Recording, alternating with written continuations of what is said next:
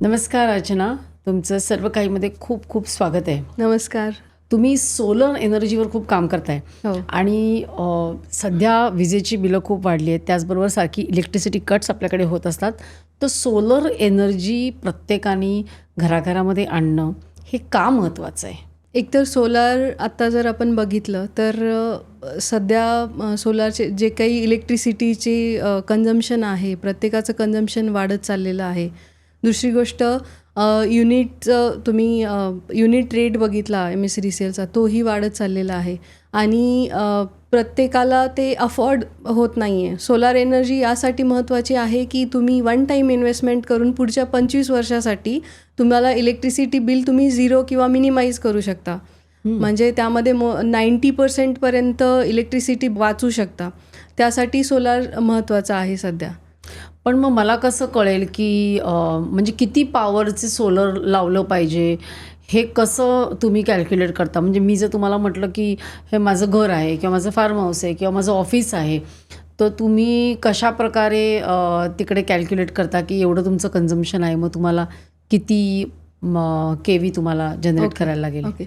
So त्याचं calculation असं असतं, आम्ही 1 किलोवॅट सोलार जर तुम्ही इन्स्टॉल करत असाल तर ते दिवसातून 4 ते 4.5 युनिट जनरेट करतं.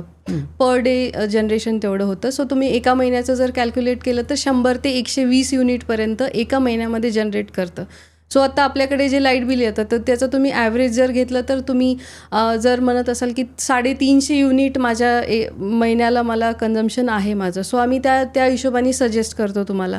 350 युनिट कन्झम्पशन जर असेल तर त्याला ॲव्हरेज 3 किलोवॅटचं सोलार इन्स्टॉल करणं गरजेचं आहे. बट आम्ही जेव्हा तुम्हाला सजेस्ट करतो की 3 किलोवॅटपेक्षा ॲटलीस्ट 20 to 30% तुम्ही एक्स्ट्रा सोलार इन्स्टॉल केलं पाहिजे. ते यासाठी कारण की आता तुम्ही हाऊसहोल्डमध्ये जर चेक केलं, प्रत्येक घरी 2-3 वर्षामध्ये नवीन एक इलेक्ट्रॉनिक वस्तू ॲड होतेच, राईट? आणि आत्ता इंडियामध्ये जर तुम्ही चेक केलं की आत्तापर्यंत ACचं जे युजर्स आहेत पूर्ण इंडियामध्ये ते फक्त 10% बिलो 10% आहेत. पण असं सांगितलं जातं की पुढच्या 4 ते 5 वर्षामध्ये ते डबल होऊ शकतं. आणि आता आपण आपल्या घरी जरी चेक केलं तरी तुम्ही बघू शकता की आपण प्रत्येक वर्षी काहीतरी नवीन घेतो. आणि असं एक स्टडी आहे की प्रत्येक 4 ते 5 वर्षानंतर आपलं जे इलेक्ट्रिसिटी कन्झम्पशन आहे ते डबल होतं. त्यामुळे जर तुमचं कन्झम्पशन आत्ता 350 युनिट असेल, 3 किलोवॅटची जर तुम्हाला गरज असेल तर आम्ही तुम्हाला सजेस्ट करतो की तुम्ही 20 to 30% एक्स्ट्रा सोलार इन्स्टॉल करा.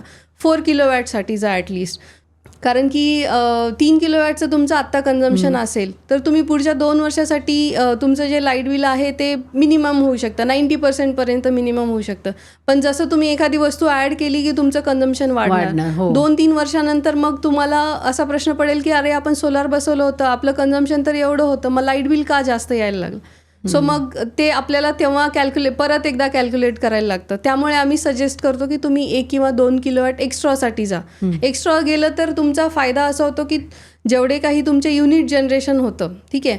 आता यामध्ये एक बेसिकली असं असतं की तुमचं सोलार तुम्ही बसवल्याच्या नंतर तुमच्या सोलारमध्ये किती युनिट जनरेट होत आहेत, तुम्ही किती कन्झ्युम करताय, प्लस जर झाले सरफेस इलेक्ट्रिसिटी जर जनरेट झाली तर ती MSEBीकडे बँक होते, ठीक आहे. आणि काही मंथमध्ये जसं एखाद्या मंथमध्ये तुमचं इलेक्ट्रिसिटी किंवा पावसामुळे थोडंसं कमी जनरेशन झालं, त्या मंथमध्ये तुमचं कन्झम्पशन जास्त झालं पण इलेक्ट्रिसिटी थोडी कमी बनली, त्यावेळेला तुम्ही MSEBीकडून ते युनिट्स परत घेऊ शकता. सो तुमचं ॲव्हरेज इलेक्ट्रिसिटी बिल 0 येतं आणि तुमचे बँक ऑलरेडी युनिट्स बँक झालेले असतात MSEBीकडे.